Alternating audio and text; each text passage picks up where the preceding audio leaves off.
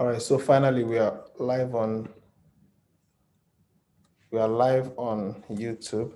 You're welcome, Prof. Good afternoon from this part of from Dubai, and good afternoon, everybody, for joining on Money Monday today. Um, Prof, could you switch on your video so that we can get to see you? Thank you so much. How was your day, sir? Oh, good. Very exciting day so far, I have to admit. Yeah. Thank you. Just got a call from uh, a very traditional business that's interested in using decentralized exchange offerings to there's a new theme that's starting to emerge in the crypto sphere. Maybe it's a month old, maybe less. And what people are starting to do is they're starting to realize the power of meme coins to do something called capital formation. Okay. So let's say you want to build a dam, a hydroelectric dam. Okay. There are several phases to building a hydroelectric dam. It just so happens that this company that called me was into sustainability, which is very ironic considering the number of conversations I've had around sustainability in the last 10 days, 7 days, particularly in the last 3 days. And I'll tell you why next. So this company called me up and they said, hey, we'd like to do something called an IDO, an initial decentralized exchange offering. And we'd like to list 4 projects. Now that's a pretty ambitious idea because most of these IDOs are one trick pony Yeah.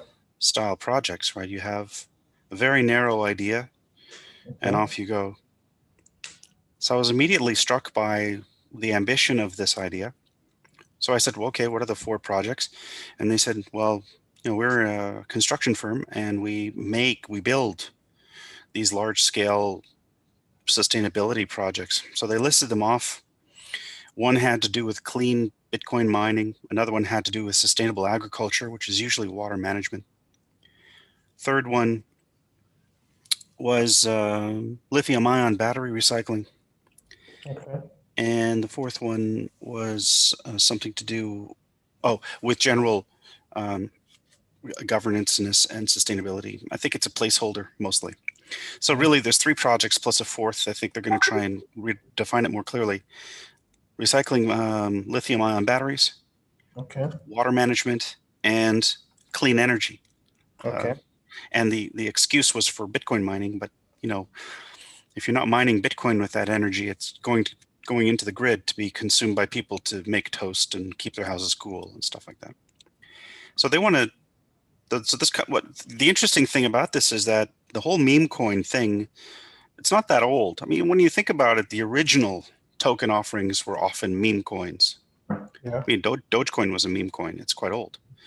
Yeah. And then we went through a period where token projects got all established and serious about themselves, and then legitimate real businesses started to do IEOs and Yeah. IDOs and Yeah. STOs and all that other stuff. And then these crazy coins came into being where people were like, yeah, let's just it's so easy to Yeah. launch a token. Why don't we just launch them? And then the I would call the pump and dumpers got involved. And now meme coins have a very characteristic, Yeah. um, you could call it a characteristic behavior. It looks like an M, a funny M, Yeah. with the Okay. first peak of the M higher, and then the second 3/4 the height of the first, and the third 1/3 the height of the first, and then this flat line. So you see most of these IDOs have this very characteristic behavior of a huge pump in the beginning, and then a couple of you could call them waves or secondary pumps. Yeah. But the interesting thing about a lot of these IDOs is that if that, and I've been looking at this really closely because I think this characteristic behavior can actually be harnessed. Some of the more successful projects, when they're finished with this pumping, there's a baseline community that's been attracted to the coin. Okay. And that's actually the tangible asset of value. The token itself is not really, I mean, if you make money on the token or if you lose money on the token from the issuer's point of view, Yeah. they don't really care. Yeah. I've heard this time and time again. We don't care. What we want is we want 5,000 more, 10,000 more people who care about the idea behind the coin. Yeah. Because whether they made money or lost, I mean, most of the bets being placed on meme coins are less than $500. Yeah. The vast majority are less than $100. So most people put $20 into a meme coin and see how it goes. It's only like serious hardcore traders who are putting thousands of dollars into a meme coin. Yeah. And they're doing that to attract all the $20 people in and then pull Yeah. the capital out if they can, engineer that sort of Yeah. classic. Now, what I'm talking about is a secondary pump, right? This is not the The owner of developer. the project, yeah, like an investor being a secondary pumper of the coin, yeah. They're also called market makers. Market makers, yeah. So, If you, I mean, let's establish some vocabulary. There's yeah. somebody called a primary issuer. A Yeah. primary issuer is a person like me who is writing the smart contract Yeah. and providing the initial liquidity pool. So Yeah. in the meme coin world, that's called a dev. Yeah. So the dev sort of is the architect of the project, right? What I'm doing is I'm trying to provide responsible dev services where I don't really get involved with the front end message. If you want to save the whales or reduce plastic in the ocean or, Yeah. these are all great projects, okay? Yeah. Yeah. But it's not necessarily something I'm going to devote my life to. Yeah. Mm-hmm. Everyone's got their favorite, Mm-hmm. and nobody can have a million favorites, so you don't get anything done.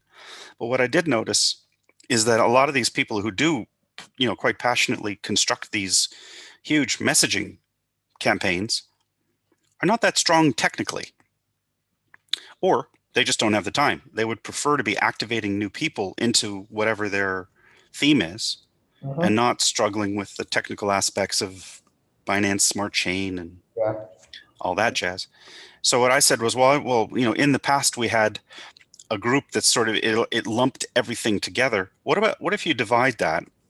What if you Mm-hmm. create a platform where meme coins can go to a reliable, consistent service provider with Mm-hmm. their idea Mm-hmm. and just gather a constituency of 5, 10, 20,000 people who, Okay. by the way, traded that token in the hopes of, on a speculative Russian roulette style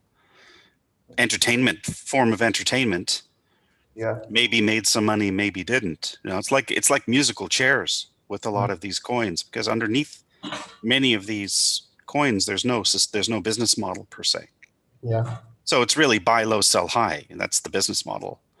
And to constantly grow the community so that the people coming in, the velocity of people entering the community is higher than the people leaving, Yeah. which would mean more demand than supply, which classic economics would say Yeah. the value of the thing being traded, whatever it is Mm-hmm. going to go up as a consequence of a principle known as scarcity.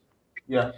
Right? So now regular 80-year-old construction companies are calling me up and saying, we want to do an IDO Hmm. because it might make us a little bit of money, right? Okay.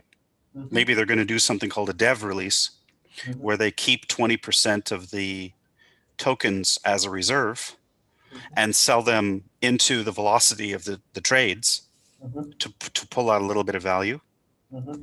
right? So let's go back to the vocabulary. The dev is the person who architects the, you could think of it as the inner workings of the project. Yeah. Okay. What's the tax rate? What's the this? What's the that? Yeah. And they typically design the smart contract. So that's what the Solidity dev does, or the smart contract dev. There's Okay. another dev who provides the liquidity, which means establishes the initial price of the token. So what my smart contract does, one of them, is it creates the token pair Mm-hmm. and it creates the token supply. Okay. And it puts all of the tokens in my wallet, all of them. But they're priceless. I mean, not infinitely priced, zero priced. There is no price. It's undefined until I take some BNB. Let's assume I'm doing this on Binance Smart Chain, which is cheaper. But Yeah. you could do it just as easily on Uniswap with Ethereum. Yeah. You take whatever number of tokens that you want to put into the liquidity pool. Now, in my case, the token that I'm going to be issuing in a few days, Mhm. I'm going to put 85% of the token supply Mhm. into the liquidity pool, and I have to match it with a corresponding amount of BNB Yeah. tokens which have a dollar value. So you Mhm. have to do a little math. Like if you say, I've got 1,000,000 tokens, I need to put $1,000,000 worth of BNB in there Yeah. to peg that token's initial price at $1. Mhm. Now, the interesting thing about that is, generally speaking, I haven't really looked at the economics that deeply, but it looks to me like that establishes a price floor for the token. So at that point, it's a stable coin. Yeah, it's a stable coin. Yeah, one to one. Yeah. It's a reserve-backed coin at Yeah. that moment. That moment. Yeah. So you could think of it as, okay, well, that's very interesting when you look at that It's like a wrap. phenomena. Sorry, It's like a wrap. it's a wrap. Yeah. Mhm. Every single token out there is a wrap Yeah. of that thing around some other. If you're in a swap pool, Mhm. it's wrapped, or you could think of it as its foundation or its backing, Mhm. right? So that gets us into classical economics of money theory, which is known as a fractional reserve currency, Yeah. FRC, Okay. of which Tether is often accused of being an example. Mhm. Yeah. So a lot of people are very suspicious about Tether's backing of the US, Mhm. Yeah. of its token with US dollars, because it's a very highly valued coin at the moment. And they're starting to, many people are pointing fingers and saying, we have extreme doubts that Tether is actually holding 1 billion physical US dollars anywhere in Bermuda. Mhm. Now, they've produced letters and they've produced attestations and this and that, but a lot of people are extremely anxious about USDT Mhm. because they find the management team a bit unsound. Yeah. I think it's Brock Pierce and a bunch of other folks Mhm. involved in that thing. And so there's other stable coins that seem to have more transparency. So there may be a slow migration to tokens that have more demonstrable backing. So you have what's known as a fully backed and a fractionally backed currency. And a fractionally reserved currency, doesn't have all of, like, if you walk up to them, because a dollar bill, an American dollar bill, is basically an IOU. And in the old days, you used to be able to take that bill, walk up to the Federal Reserve and say, give me the equivalent value of gold for this particular piece of paper, Mhm. until 1971. Mhm. Well, we're following the exact same monetary mechanics when we're launching a coin. Now, not a lot of people launch coins Mhm. like me. Okay. So I thought it'd be interesting to just let people know what's involved with launching a coin, because it helps them to understand how to trade coins better. Yeah. So when you put the liquidity in, you're dumping in as many tokens in the pool as you wish to be traded on this, what's known as the secondary market. Okay. Yeah. Now, in my case, I'm going to have 15% of the token supply not going into the pool, because 10% are reserved for an airdrop. This is what I'm calling a reboot. So there's a Okay. former community that had Mhm. a token that was poorly designed Mhm. or rugged or Mhm. whatever, but the community is very persistent. This is the thing. So it's turning out, from a business model perspective, the thing of value that's left behind when there's problems with a coin, of Mhm. which there are generally three, Yeah. Okay. is the community is still true believers, and they're actually worth quite a lot. Yeah. It's like getting a business for free, Yeah. and you get all the customers, except they're a little unhappy because the former company went bankrupt. Yeah. Mhm. Well, that's very interesting. This means that there's hundreds and hundreds or thousands of communities out there Mhm. of unhappy people who still have a fundamental belief in the underlying message of whatever that project was. So what'll happen when you have a rug, right? A Mhm. rug pull Mhm. is really only three types of rug pull. There is what's known as a liquidity pool rug pull. So the person who put the liquidity in receives tokens, Mhm. and if they should cash the money out that they put in, Mhm. it pulls the monetary base out from underneath the token, which then destroys its liquidity. So the pricing function falls apart. People can't exit anymore. So that's a liquidity. That's why when you look at uh, a website like PooCoin, Mhm. whenever there's an unlocked LP wallet, Yeah. there's a big red flashing alert because it's a very, very risky situation to have a liquidity pool that's unlocked, which means that the owner of that pool could cash out those LP tokens Yeah. at any time. Yeah. And that would basically make the tokens untradeable. Now, one of the things I've always wanted to try to do Mhm. was to re-liquidity pool the token. Okay. I don't think anybody's ever tried this. So, I've so never, an already logged project, then you go back and add liquidity to it, and then kind of resuscitate it. Is that what you're talking about? yeah. So in theory, right? So let's say sociopath A creates a project, pulls the LP out, Okay. and walks away. Let's say the project's got a Telegram group of 20,000 people, of which you can join this Telegram group anytime you like. The mods are gone, Yeah. right? Everyone's left. It's like Yeah. Save the Kids, right? Everything's Yeah. gone. Yeah. So you walk into the Telegram group, you can join it. You just push the button, and then Yeah. you start saying, "Hey, let's give this project a reboot." No, I'm not a dev, but Yeah. I really believe in the message of the project. So why don't we just migrate the community over, Mhm. and why don't we put a responsible dev in place with Okay. proper controls and transparency? And what we'll do is um, we'll either relaunch the token entirely, because you never know if the smart contract, Yeah. if the smart contract has been renounced or Yeah. the ownership is undefined. Yeah. You don't want to trade on that smart contract because the dev could come back Yeah. and mess around with you. So what you really do is you just reboot the whole project. You reboot the website, you reboot the community, you reboot the smart contract. Yeah. You inject just a little bit of liquidity underneath this new token, Yeah. and off you go. So I'm thinking about that as being a pretty viable business model because there's now something like 1,000 rugged projects out there. I think I understand everything you just explained now, and it sounds really interesting. I Yeah, remember there was a point I was having that kind of discussion with a friend, and he was like, I mean, this project just got pulled, and they have over 100 and something thousand community members, and they are yeah, just going to go for waste. I mean, it's yeah, just like that, right? yeah. So why don't we go and add liquidity again with the coins that we already purchased? And I was like, no, like if you do that, the original owners of the project will come and dump on you, and then you get to lose out.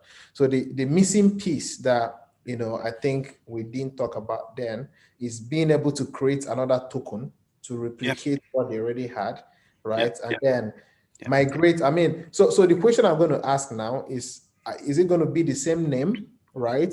Number two is, are you going to swap their current holding? So it means you are going to denominate the tokens, because if people were holding 1 trillion, right, or Hmm. a billion or a million, tokens, right? And Yeah, you create a new one, and then you get to swap it one to one. You may not be yeah. able to, sustain the price because you didn't get any liquidity from the project. You are getting it from your pockets, right? So are you going to, denominate, devalue it kind of, or denominate it, like reduce it from, so if you are holding 1 million tokens, we will give you 100,000 tokens. You throw the other ones away, and then you can now start trading with the new one. So what new token economics are you going to create that will sustain the value of the project without hurting you? Oh, let me tell you about what I'm doing with this current project. Okay. The current project started off with the name Fruity Pop, Okay. which is a candy, Mm-hmm. and they basically used a modified SafeMoon contract, Okay. which is the SafeMoon contract is pretty complicated. Okay. It's got some very interesting internal dynamics because of a concept called reflection, which is when you exit your tokens, the tax is taken, and those tokens are then spread evenly across all of the existing holders. Yeah. So it's like a penalty where the holders get rewarded for just doing nothing, Yeah. which is it's nice for a deflationary coin, Yeah. Yeah. right? It's also got burn. The SafeMoon contract also has burn characteristics, Okay. and it incorporates a ton of very complex libraries. Okay. So it's a reasonably long contract. Smart contracts don't have to be super long. SafeMoon's clocking in at like well over 1,000 lines of code, and not a lot of the SafeMoon code and its variants are well commented. So you're going through this code and you're trying to reverse engineer what all this stuff is doing. And the other thing I should tell you is that most of the people who are writing these types of contracts are writing them with all kinds of backdoors so they can benefit themselves. So the issue with going in reliquidating or re-liquidity pooling a token is the original, like, let's say I'm a bad owner. So I deployed the contract, I did the LP. Now those two things don't have to be the same person. They just happen to frequently be the same person. But a lot of projects hire a smart contract programmer and then another person supplies the money. I've seen this where they do the liquidity pool. The issue is that when you do the liquidity pool stuff, it's quite technical. So it's usually computer programmers who understand all this because it's not easy to do all this stuff. There's bunches of different systems you have to go through. So with respect to this project, the sort of hallmark of a safe moon is it mints a quadrillion tokens. Okay. A very large number, 2 to the 15, 10 to the 50 tokens. And it'll do it at, I think the solidity for safe moon is like 0.6.12. So it's a solidity version 6 or 0.6. Which is kind of obsolete because I think it's getting old. It's getting old. Yeah. So what I did with mine is I brought mine right up to 8.4, 8.14, like the latest production. It wasn't that difficult to do. And then the other thing is that they burned a huge amount of tokens. So they burned 90% of the supply. So there's only 10% of a quadrillion tokens being traded. And then they only put a little tiny bit of liquidity underneath the coin, 0.2 BNB, which is like $60. And then they burn the liquidity pool. Okay, $60 down the drain, no big deal. And then they renounced the contract. So you have this, and then they said, does anybody want to adopt this project because I don't have time? And that was the hook. That's the con. So for anybody listening to this, if you run across a project where they say it's a quadrillion tokens, we burn 90% of supply, there's a very small LP, it's been burned, and the contract has been renounced, please support the message of this coin. What they actually did was they put what I call a skim bot on top of the coin. So whenever that coin rises a certain amount of a percent, it exits the coin. So it buys low, sells high in a very narrow band. But they don't have to do anything, right? I mean, they do no work. They set up this project. It's a set and forget. A couple of weeks work to get it up and running, and then a few thousand silly people get involved, and then they start realizing the coin never rises above a certain level. Because they're getting scalped all the time. So that was a very, very smart developer who did that. Now the old ways was, so that's the third way, is what I call a skim bot, skimming, like skimming milk off the top, the cream off the milk. The other way is the developer creates something called a honeypot contract, where the only people who can exit are themselves. You can buy in, but you can't buy out. You can't sell out because because he's put his wallet address on an exception list. Oh, okay. So you can do that in the smart contract. Sure. Yeah. So if I go to it's built right into the Safe Moon contract for free. Yeah. Okay. So you just put your own address on the exclusion list, and you're not subject to tax. Wow. So if I go to Binance Smart Chain, I mean BSC scan, and I read the smart contract, the code. I mean, am I going to see this, or is it hidden? You're going to see it, but it's just a little line of code. It's not something that's going to flag you. All it does is it creates a variable of type address with the name is excluded. With the property public. Right? And the other thing is you normally use a couple of libraries. One of them is called context. The other one's called ownable. And you make that particular variable only changeable by the contract owner through a function called add excluded, something like that. So the excluded address starts off blank, null. And then when there's a thing called a constructor in a smart contract. So when the smart contract is created, because it's kind of object oriented, so you need something called a constructor. So there's these things called properties and methods. Properties are variables and methods are actions. Okay. Okay, and when you make an instance of an object, because typically what a smart contract is it's an object template. Mm-hmm. So the smart contract sitting on your computer with the .sol extension is not the thing running on the blockchain. They're two physically separate things.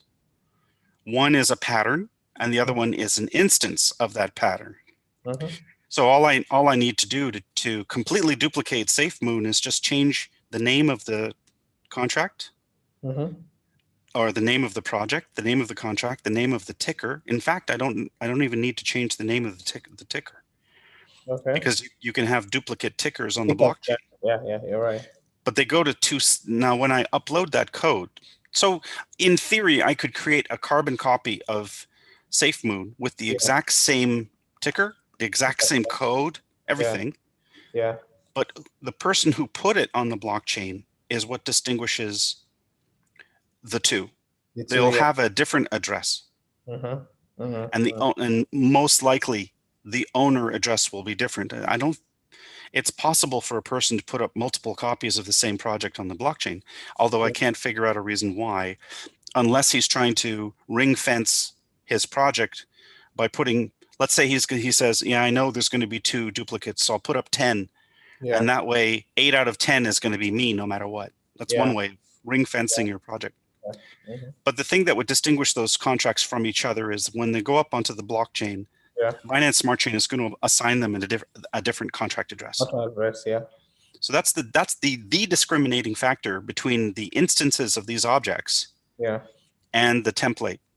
So I just want people to understand that. So the third way of a rug pull is, so the first is a skim bot, which is like a slow death. The second is I just changed some variables. And for instance, I could have a marketing wallet variable, right? An address. And if I feel like it, I just change the address to another address. And then all of the taxes that were originally going to the marketing wallet are now just going to my wallet. Just change variable. Easy. And people don't see it in the code because it's not a hard-coded address. It's a variable in the smart contract. And not a lot of people have the ability to read smart contract code, nor do they have the ability to dynamically audit a smart contract to say, hey, wait a second, the marketing wallet address has changed. Nobody would notice this because it's not, where is that shown? You'd have to go to the BSC scan. You'd have to look at the smart contract exposed properties. And then you'd have to remember what the old one, because it only displays this one. It doesn't. Now within the code, within the SafeMoon code, it keeps track of the old one and the new one. And the third one is, there's no log, that keeps tab of anything that has changed from the previous to the new. I don't think so. I don't think that's a transaction that gets logged on the blockchain unless it's specifically put there. Okay. It's just a property change. I haven't looked into whether or not there's a trail of, hey, we've I doubt it, because there's so much activity going on in these under the hood. So those are the 3 ways a project can get rugged. And do you notice that the subtlety is increasing as we go? Yeah. The LP rug pull, we've even got a system now that says, hey, the LP wallet's unlocked, beware, be careful. Yeah. Big red alert. Yeah. So that one, that's pretty in your face. So what have we responded to that with? We've responded to it by demanding that the LP be locked for a period of time using DX lock, for example, or Unicrypt or something like that, right? Yeah. So the developers are like, oh, okay, the community's figured out that game. So how else? What's the next scam? And the next scam was, let's write these really long, complicated smart contracts that nobody could understand. Takes a week to unravel this thing. Yeah. And we'll put in all kinds of programmable variables that don't look dangerous, but are by implication, right? Yeah. So that's a second degree scam. Second degree scam is, it doesn't look like a scam, but if it could be used for good or for evil. Yeah. Yeah, yeah, yeah, yeah, So it looks like it's being used for good, but if you're not watching closely, it's like putting water in the milk for your bread recipe, yeah, yeah, right? And then the third, so people, now people are like, well, uh, you can, some people can say, well, what I can do is I can interrogate the smart contract and see if the variable is different, or even the fact that there is a variable called is excluded, which is a list of addresses. yeah. It's something called, let me just look at my code here. It's called a mapping, which is Mapping. uh, it's called an associative array. So you have property A is linked to property B on a one-to-one basis. So that would be your wallet address would be on the is excluded list, for example. Okay. And what that does is it creates a 1 degree of separation between, what obviously looks like a scam and what there's some ambiguity as to whether or not it is or isn't. Mhm. And then I'm just going to look at the code right now for the exclusions. So when I ran across this inside of SafeMoon, I was like, oh, that's interesting. There's a few things in there I found quite interesting. Yeah. And then the last one, of course, is even more subtle, which is Yeah. the contract is renounced. I can't change the marketing wallet address. Yeah. Doesn't matter. What I'm doing now is I'm using technical trading principles to skim Mhm. a little bit off, because what I'm doing now is what this developer did was he created a few hundred of these contracts, websites. Mhm. So it's like it's like somebody giving you a car for free, Yeah. Mhm. right? So you're like, oh, wonderful, I got a free car, great. And Mhm. then you start driving the car around only to discover that the car is uh, it's being used for some other purpose, Yeah. like you're a mule Mhm. and you're Mhm. getting ridden. So this is very interesting. Like the things I've been looking at in the last week is deconstructing the safe moon, because it's kind of state of the art. It's what everybody is using to Yeah. launch their projects, more or less. So Yeah. why not study that? Uh, and then also, by implication, figure out what the heck is going on with these incredibly complicated. Because the contract I've written now is, how long is this thing? It's almost 2,000 lines long, Wow. and I'm not finished. Just Wow. making something. Well, the thing is, I'm not necessarily going to publish the source code for this, Yeah. Yeah. right? You mean publishing it on GitHub? I doubt it. No, I might not even publish it on the blockchain. I might just put it up there. Okay. So to answer your question, because you had a question about, wait a second, how do I go about rebooting a project Mhm.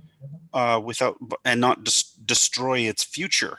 Yeah. Maybe before you answer the question, let me bring the people on the chat box up to speed because most of them are not yet aware of.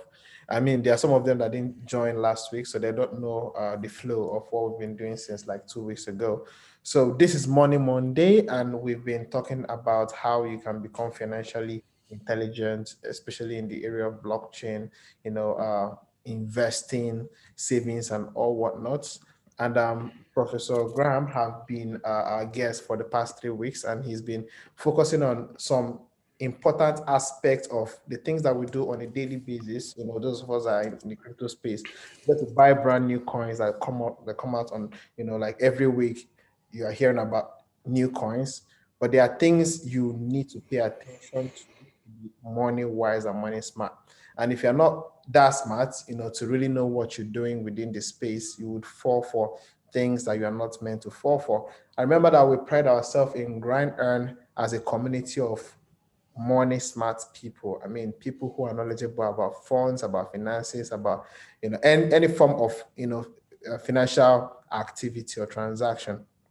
And so today, Prof has taken up time to tell us, to shed light or throw light on some new things that you need to watch out for, you need to look out for, right? To really play a smart game in smart contracts and before the smart contracts outsmart you, right? To know exactly what to do, how to get in, how to get out, what to be aware of. And now he's going to, he also says something about, kind of taking advantage of existing projects that had already rug pulled. And when we say rug pull, we mean projects that came out for the purpose of scamming people, like taking out money from people and disappearing, right?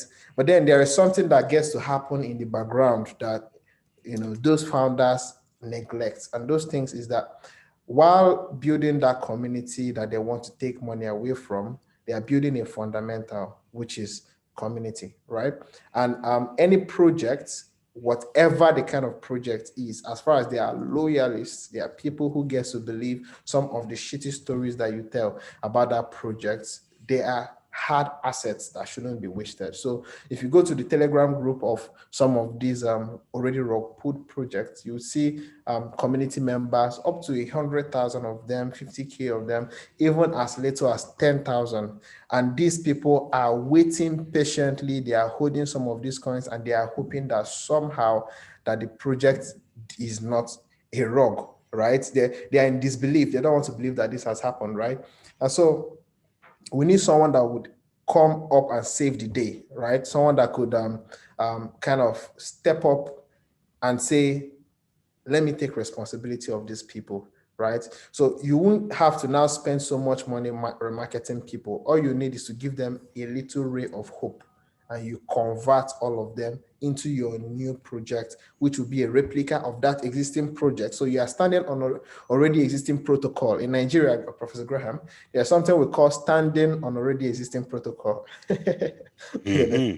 Right? Mm-hmm. So we are looking at now standing on already existing protocols of the marketing that has already gone, far and wide for this project. I'm going to use one project as an instance, the Safe Moon Cash project. I don't know if you heard about it, but Safe Moon Cash, promised to be an upgraded version of Safe Moon, and eventually it's rogged.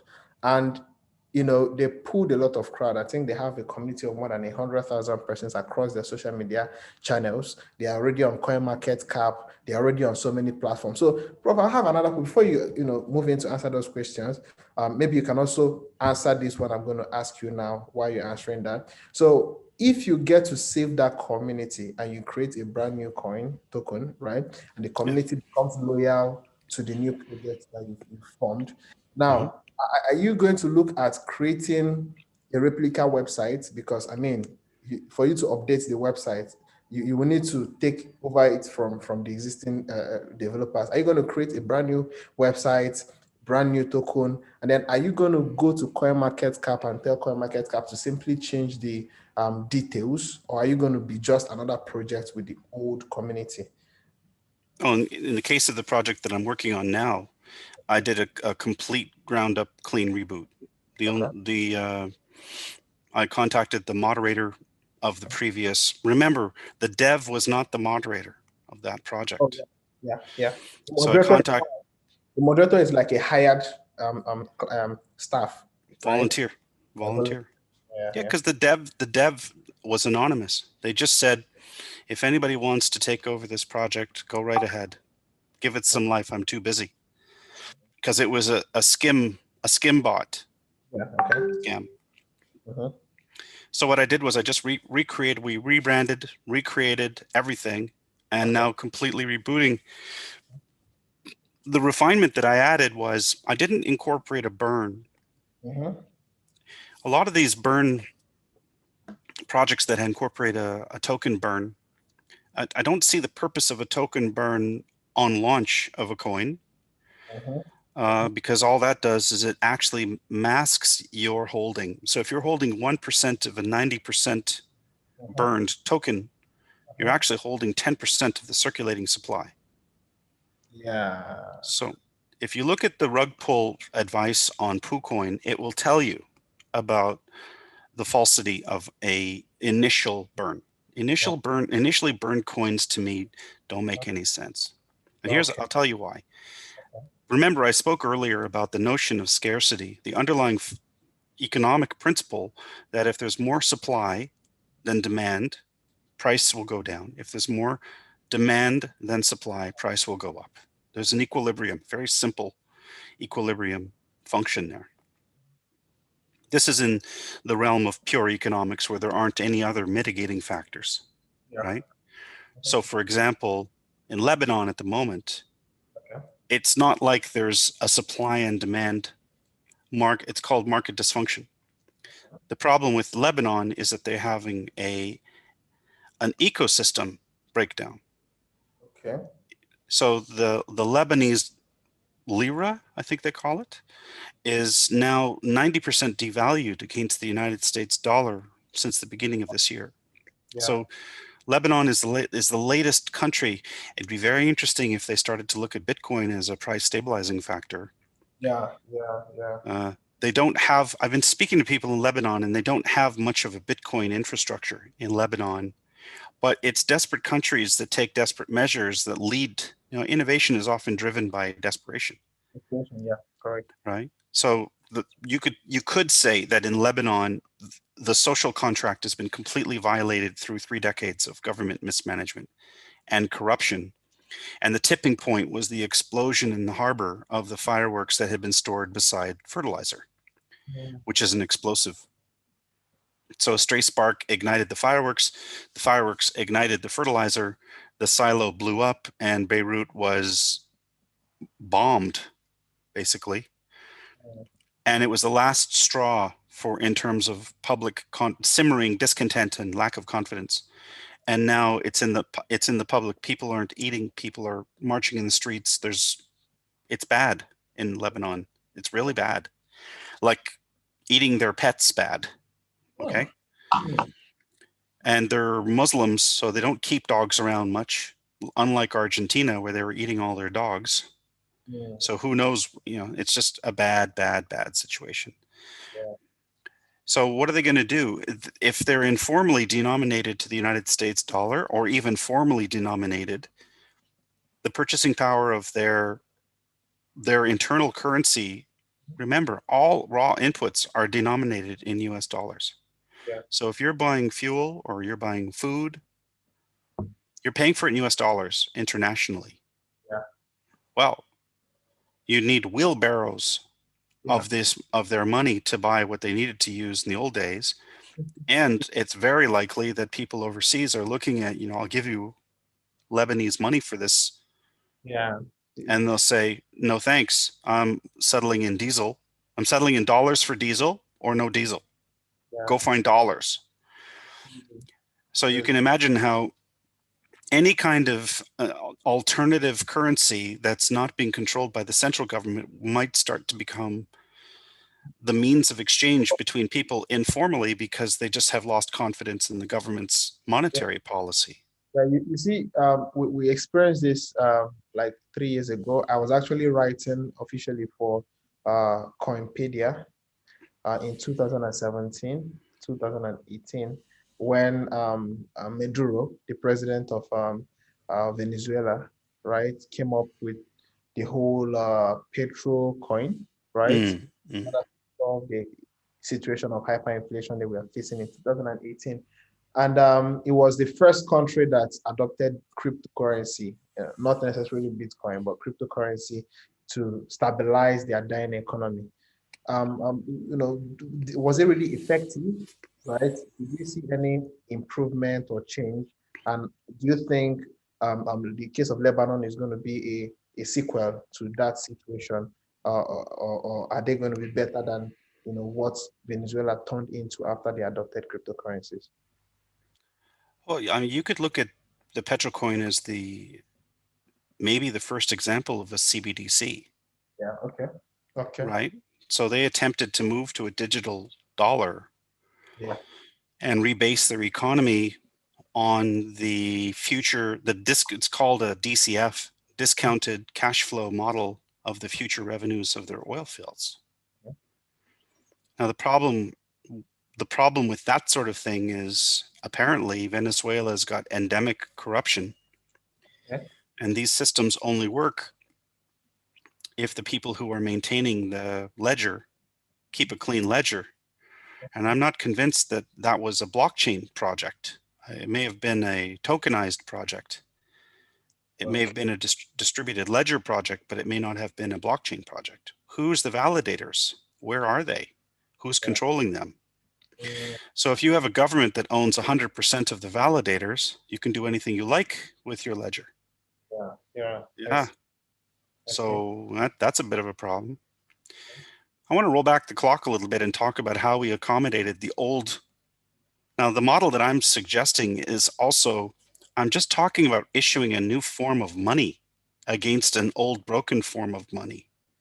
Okay. You realize that. So Lebanon, Venezuela, Argentina, they have broken money. And they're now, how do we know they've got broken money? Because their money is being measured against a non-broken money, which we call the US dollar. Except many people in crypto think the US dollar is broken money. Yeah. And the only unbroken money, because it can't get messed around with because the validators are everywhere now. It'd be really expensive. Maybe the NSA could do it. You know, hijack the with half the hashing rate gone, the Chinese pulled out, right? So maybe the hash rate's up for grabs if you've got a big enough group of, because anybody can be a hash rate contributor in Bitcoin. It's not like you can exclude a bad hasher, right? Even if you throw garbage onto the blockchain, the thing that saves you from a crazy hasher is the other guys saying, no, that's not the worldview, so-called consensus model. But if the hash rate drops to a point where you could conceivably spin up a bunch of Amazon machines, you might be able to do a 51% on Bitcoin. That would be very interesting. Yeah. Right? If a government like the Americans said, okay, it's time to strike, they call up Amazon, they say, we need the entire computing infrastructure of Amazon for a couple of days. Amazon's going to say, okay. What else can they say? And then they take over Bitcoin's hash rate and they do something to break Bitcoin forever. Right? Then all of a sudden everyone's Bitcoin holding would be worth nothing because they'd break the mining algorithm somehow. Yeah. Sorry to interject. Yeah. Another thing is kind of threatening, a similar kind of threat to Bitcoin is quantum computing. Oh yeah. I gave a speech on that last year around this time. Okay. Quantum computing is a completely different way of arriving at solutions using multiple realities, multidimensional computing. It's maybe the type of computing that would break Bitcoin is 10 years out, probably. But there's a lot of motivation to. I think if you were smart, you wouldn't break Bitcoin. What you'd do is you'd go after all of those idle wallets first. Yeah. And snap them open, get the Bitcoin, convert to BUSD, and then exit to something that's more of a store of value. Because we're talking about store of value, so let's go back to these broken currencies. So you've got these three broken currencies that we were talking about: Lebanon, Argentina, Venezuela. You've got the United States dollar, which in the regular economy they're saying, well, it's not that broken. It's a matter of degree. It's not as broken as these other ones, and it's the global reserve currency as a consequence of Bretton Woods Agreement in 1946. Okay. Yeah. And then Bitcoin emerges and it goes, well, we're not subject to any form of quantitative easing. It's got a really, really predictable minting function, and it's got a fixed supply. So this links back to the design of the coin that I did, which was like, I don't need to have a deflationary coin by burning. I just need to have a fixed supply, a known supply. So I mint a quadrillion coins. You remember the previous iteration burned 90% of its coins. Yeah. Well, I don't. So all I'm doing is I'm offering them a one-to-one swap, new for old, but I'm not going to burn 90%. So effectively, I'm diluting them 10 to 1. Okay. That's the economic effectiveness of that measure, is to dilute them 10 to 1. Now, some people may complain. They may say, hey, the purchasing power of the token you gave me is 1/10 the purchasing power of the token that I used to hold in this other project. Yeah. And I'm going to say, welcome to the new country where the money put an additional 0 on the currency. Yeah. Welcome to Zimbabwe. But what we're not going to do is we're not going to continue to print bad money, and we're not going to continue to break the Yeah. economy. So yes, everything just got 10 times more expensive according to the way, I mean, prices remain stable, but you have to give 10 times more tokens, right? So for you, it's 10 times more expensive. But people don't think of that way because they think in terms of US dollars primarily. Yeah. But if you look at so the reason why I'm bringing all these things up is they're all, from one point of view, it's all the same thing being talked about in different contexts. How do you reboot your economy? Well, the one thing you need to have a country is you need to have citizens. That's the only thing you need. Yeah. Citizens. You don't even, I'm thinking very soon of launching a synthetic country. Okay. So, well, Facebook's got one. They almost, with the Libra project, what Zuckerberg was trying to do was create his own country with citizen. So what defines a country? A common identity? Yeah. Geographical location or boundary. No longer. That's the No. thing that's gone because the internet makes time and space immaterial. Yeah. Yeah. So now you can think of so when you strip back a country, Mhm. right? I had to do this when robots started to get really smart and think about what makes a person. What's a Yeah. person, right? It's not a human anymore. Yeah. Very soon we're going to have AI like that will say maybe start pushing right to life. That'd Mhm. be interesting. You can't turn your computer off because the thing running in your computer is a person now, right? And Mm. it has a right to its power switch. Your So children certainly do, right? yeah. Okay. That'd Okay. be a weird conversation. You push the power button. They're mostly soft power buttons anyways, right? So you're Yeah. pushing the power button on your laptop and your laptop is refusing to turn off. You want to So kill? huh? Then you take the drastic measure of unplugging the power supply from the laptop. That's like, when somebody's in the hospital and you do a DNR and they turn off the respirator. Yeah. This could be pretty crazy. Yeah. So getting back to the other thing, so what I did was I said to the community, you are a kind of like a virtual country. The thing that binds you isn't location, it's a common worldview and a common cause. Mhm. Not even a common, I mean, we have a common language, which is English, but that's not necessarily everybody's first language. So language doesn't matter anymore. Food doesn't matter anymore. Location doesn't matter anymore. What matters is what you think um, is the priority. Yeah. So what's interesting now is people are becoming sovereign. We're already highly mobile, even in times of COVID. Yeah. You're not bound. There's nothing to stop you from getting on a plane except for economic barriers. It's not like there's a policy barrier, although having a passport makes travel much, much more easy. So you usually have to get a passport, but you didn't in the old days. Mhm. But you need it because it holds the visa stuff and it identifies you. So governments like that.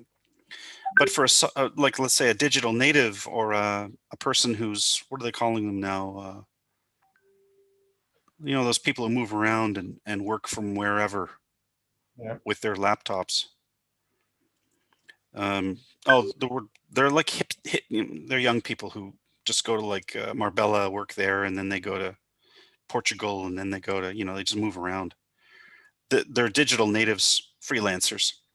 Yeah. So those Yeah. people don't really have a very strong national allegiance. They usually speak at least one other language, English, than their native language, and they tend to hang together wherever they go. So if you come to Dubai, for example, there's a whole community of people who sort of hang out together, go to events and parties and conferences together, and all know each other. Yeah. And they move. So they were all in Miami a while ago. Now they're all in Monaco at Mhm. Retosa, right? So if you go there, you're going to see half your friends there, right? So these people are highly mobile and they're using cryptocurrency. They're living in crypto primarily, and the secondary currency is whatever they're using to pay their way. Mhm. Digital nomads is what they're called. Yeah. Yeah.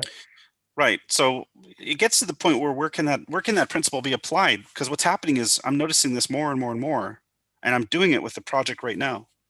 What used to be a national issue can now be, through blockchain, can now be applied down to the individual. Okay. So in the old days, let's say the Kyoto protocol, which was approved in 97 or 99, Mhm. was an initiative for countries to reduce their carbon emissions. So countries were negotiating with other countries, like Canada would say, "Oh, we produce too much carbon because we're a manufacturing country," Yeah. and Bhutan, which has no manufacturing, basically, you don't produce as much carbon per capita as we do. Mhm. So if you and it's easier for you to create what's known as a negative carbon footprint, which means just produce less carbon. So what the UN decided to do is monetize that and say, if you reduce it's called reduction. If you reduce your carbon emissions, you get a credit called a carbon credit. And that carbon credit can be sold to a country that's unable to reduce its carbon emissions and needs to hit a certain level to be perceived as a good citizen within the Yeah. United Nations. And Yeah. that created a huge carbon trading environment. Now the carbon footprint is being applied to cities, it's being applied to people, it's being applied to individual airplanes. And I just recently got a request to figure out a means by which to put a sticker on the bottom of a coffee cup to show that the cup is carbon neutral Okay. using blockchain. Oh, okay. So you can point your phone at the cup and the cup tells you, "Hi, I was manufactured at this place at this time. It produced the X amount of carbon to make me, and the carbon offset Wow. that was purchased to make me carbon neutral came from this other place at this place in time." So Okay. that's an interesting project. And I just got called today by a company that wants to do something very similar. So Yeah. this is, the places where blockchain can be applied. We're looking at if you if you have a group of 100,000 people who thought this was a good idea and then the project crashed because it was rugged, that sounds a lot like the old ICOs when the projects were just way too ambitious sometimes Yeah. and they ran out of money. But Yeah. there's still people circling around. I really wish we could have solved that problem. They weren't good at estimating the fact that they needed an ICO 10 times the size to maybe be able to solve the problem. So it's not for lack of wanting to, it's for lack of money that the project died. The other thing is that most of the people who are launching ICO, IDO, IEO, whatever you want to call it, are in the beginning of their careers, and many of them haven't yet figured out the thing that they're going to do for the next 20 years. So they, with very good intentions, they launch these projects, but then they see the next thing that's even more exciting. And a lot of open source projects have fallen to the victim to this as well. Like a lot of open source projects. I've been involved in open source since 1991, and many very high quality open source projects just die when one or two people move on, and there's nobody to maintain it. I don't know how many projects Google has killed off Yeah. because of this. Like very useful. There used to be an application called Bump where you would just sort of tap your phone on another phone and you get the contact details. That's Yeah. gone. Just stopped supporting it. So if you look at that, what I'm trying to do is I'm trying to, from a design point of view now, is I'm trying to extract all of these different, like what's the commonality between all of these things that I've talked about today? The commonality is people. Okay. There are people who get together, they coalesce around a good idea. Mm-hmm. And they're predators who say, we're going to pluck, or use a better analogy, we're going to shave or shear those sheep, right? Oh, sorry. By pretending to Yeah. be solving that problem, but really what we're going to do is we're going to engineer a confidence game and rug pull. But that doesn't make the people who join the project idiots, Yeah. because somebody has to make the first move. And in Western society, it is more beneficial to the first mover to make that move than not to move. Yeah. On balance, Mm-hmm. it's about a 0.6. So 60% of the time, you're making the right decision to make the move. It just so happens in crypto, we have a certain type of personality and intelligence profile creating these projects. Young guys, usually they're under 35. Mhm. And young guys under 35 are not terrifically reliable. They may be intelligent and full of energy and very productive, but they're not necessarily looking at things long term, because that's not what a 25 to 35-year-old guy naturally does until they get married. And then they start thinking about, long-term stuff because they have kids and wives. But before then, if they're just single guys, they just kind of drift around doing whatever and getting away with whatever they can get away with, generally speaking. Yeah.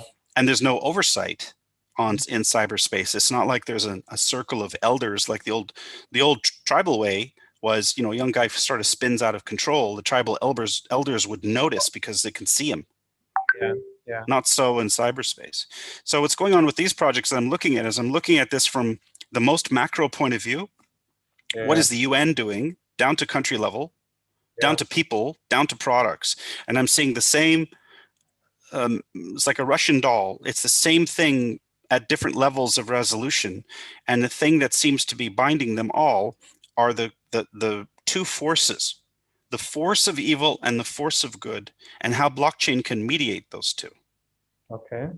Because what blockchain does is blockchain captures forever, indelibly, immutably, a trail of transactions that describe behavior. Mm-hmm. It just so happens, as we've pointed out to each other today, that if you were to change the property of a smart contract, that transaction is lost. What a shame. Yeah. Yeah. And there's no system on top of smart contracts.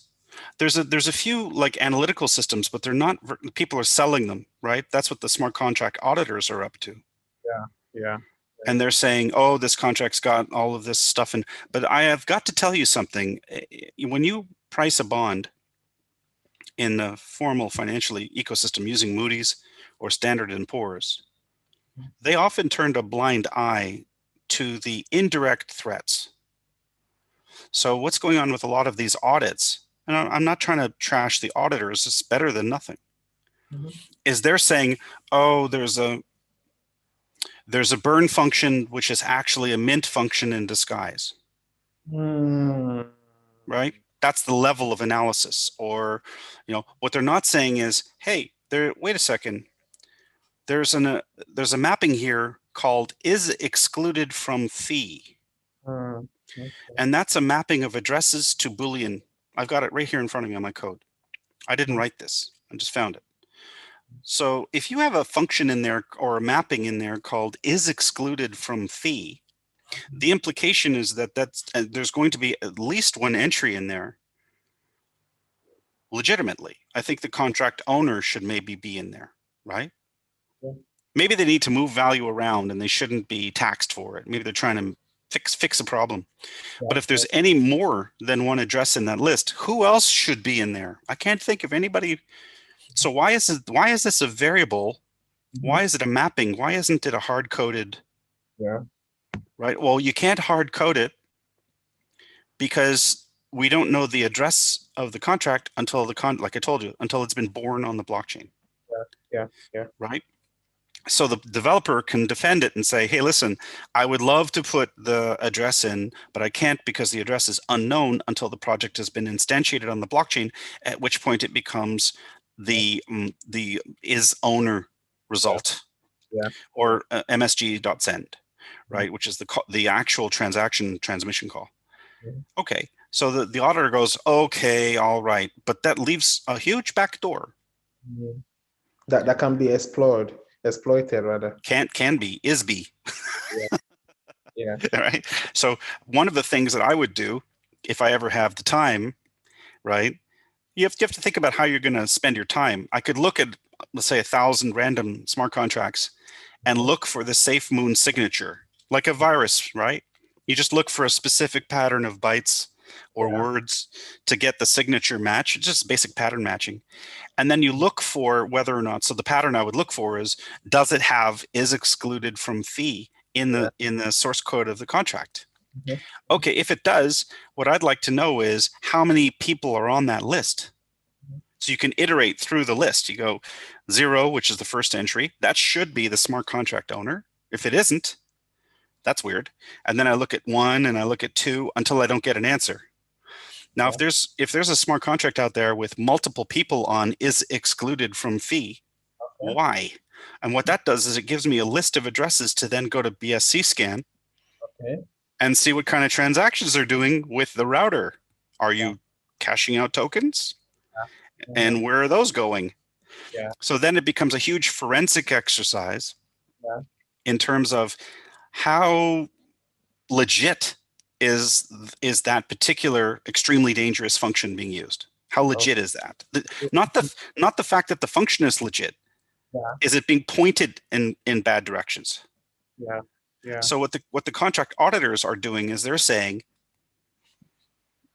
this tool, this knife, for example, is looks like a knife. Uh-huh. So that we don't have any issues with the knife. It's a folding knife. It unfolds. It's got a locking function. It's got a wooden handle. It's got a blade.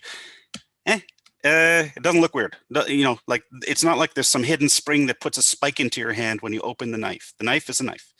What they're not saying is, knives are murder weapons. So you might want to look at the secondary characteristics of the knife. They're just looking at the primary and collecting their $10,000 and moving on.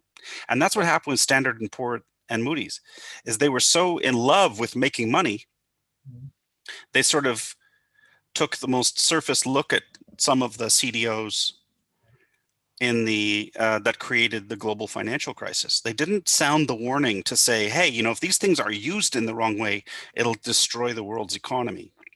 Yeah. And we're seeing this throughout economies. If we use the ability to print money in the wrong way, we're going to destroy our economy. Yeah. Yeah. Right? But printing money is a legitimate. Yeah. Yeah. Yeah. All So right. if you're like Tether and you're issuing money, when I receive a dollar, I print a Tether. Yeah. That's a legitimate mint function. Yeah. Yeah. True. But not when you don't receive a dollar and you still print, Yeah. So which you're is what back. people are You're back. objecting to. Yeah. Yeah. Yeah. Yeah.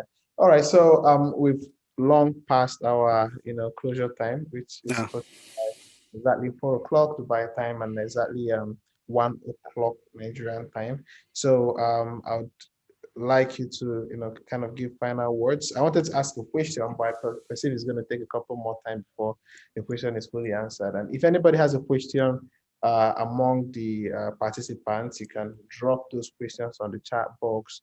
I know, yeah, for the past 3 weeks, we've like kind of been extremely technical. And yeah, I've been enjoying it, maybe because I'm technical too. But it's always beautiful and good for you to get to learn new things, whether technical or not. It would open your brain to really know what is going on in this space and how to equip yourself, for your own benefit.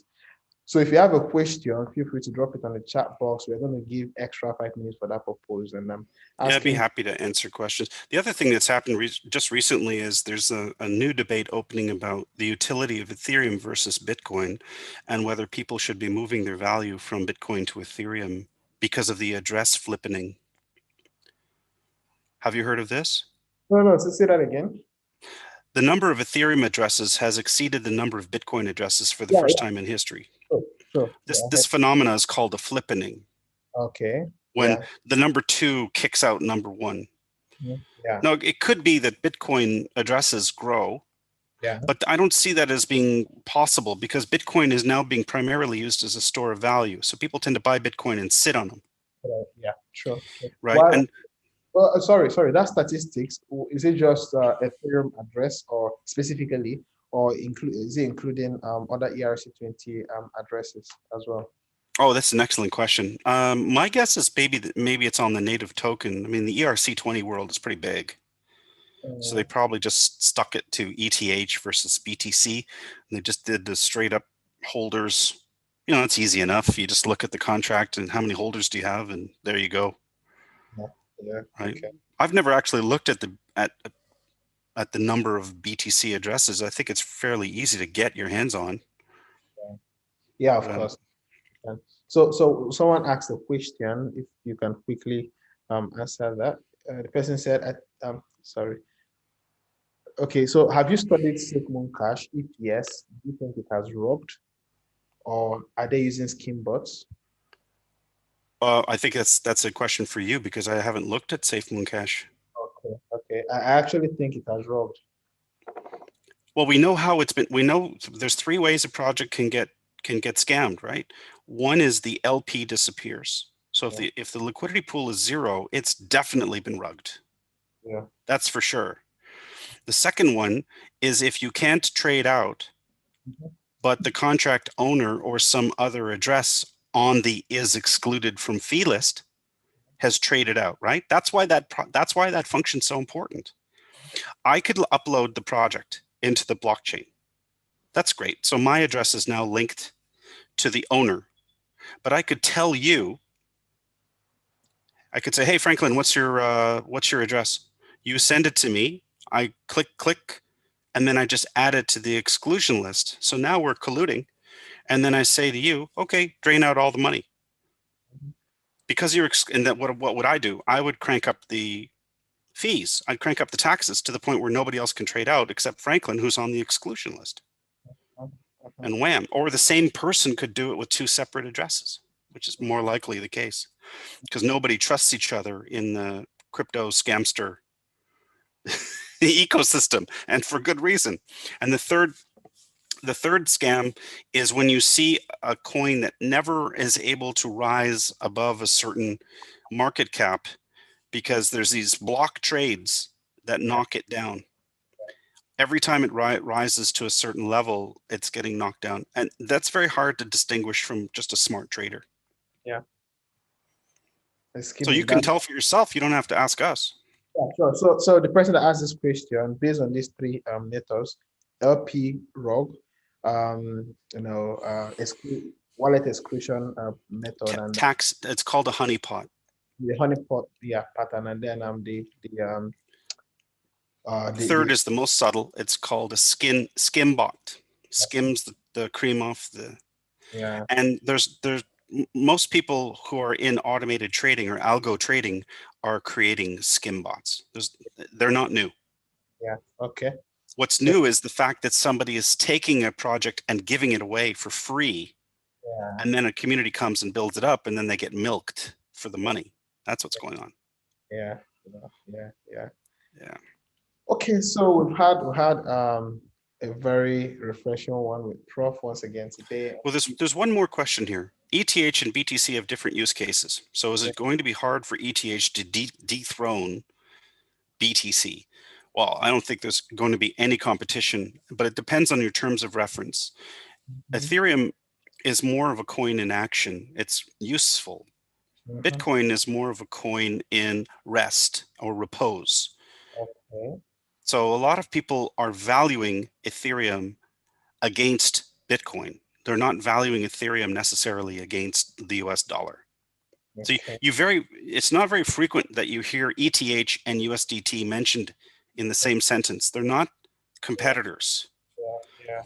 right? So BTC and ETH, BTC is not a terribly useful coin, but it's very useful as a store of value. So they have different use cases, Mhm. like this person mentioned. So will ETH have more addresses than BTC? Certainly, it's more useful. Will ETH have a larger market cap than BTC? Certainly, It's going to happen. absolutely. But is gold less valuable than US dollars?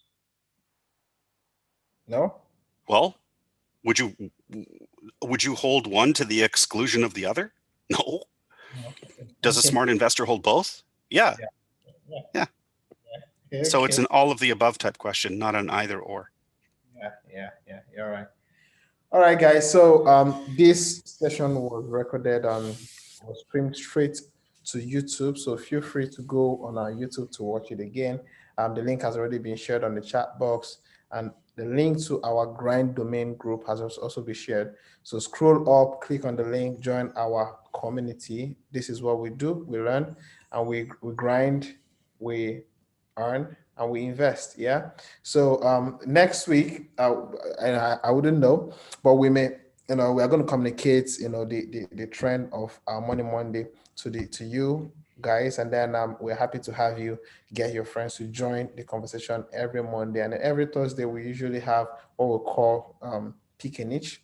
So in pick a niche, we get to discuss so many other opportunities you can take advantage of within the crypto space and outside the crypto space to help yourself make more money and grow financially. On We usually have early morning fundamental analysis, which may be coming back anytime, any moment from now. So the announcement is going to be dropped in the group. And that is the reason why you need to click on that link to join the group.